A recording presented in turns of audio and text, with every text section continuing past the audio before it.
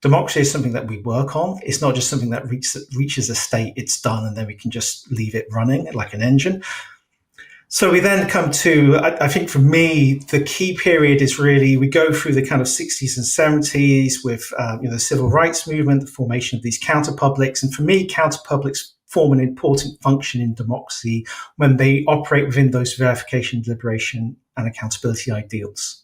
If they don't, then they turn into disordered counterpublics, which is what we have now. But what happened in kind of the 80s, I think really neoliberalism kind of became the political logic, that the markets, support the markets, give everyone lots of freedom to kind of work, start businesses, not pay taxes, and the miracle of democracy will somehow happen out of that. This is a logic that I think informs most Western democracies. But that also meant that a lot of the services that were paid through the taxes, the communities that were necessary for the formation of these health counterpublics kind of just disappeared because there wasn't the money available for them. There wasn't a good market need for having community centers. The media ownership became kind of more kind of centralized.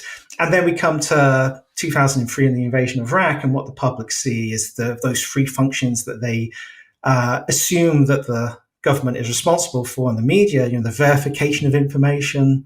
We ended up with a dodgy dossier and, false allegations about chemical weapons in Iraq.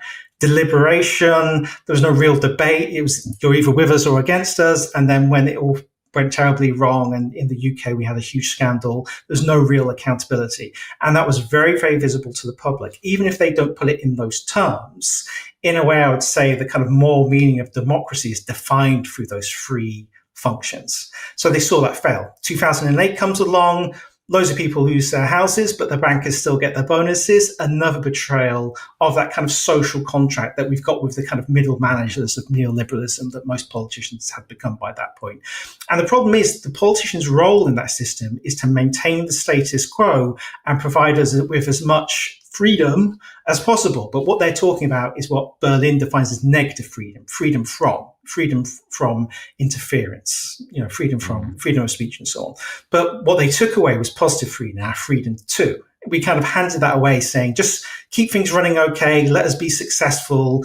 And then, if we work hard, then we become successful. But that didn't really work out. And then the internet comes along, and you then have these platforms, these spaces that allow people to come together and form these kind of new disordered counterpublics where those functions become always simulated on these platforms.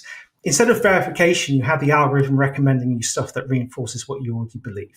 Instead of deliberation, you just have a constant stream of content being flashed in your eyes, and you don't really have any time for kind of discussion or debate. It's just on to the next thing, something that Steve Bannon learned very early and Trump works with very well. And then accountability just disappears altogether. I say to people, ask yourself 3 questions and to test if your democracy is working.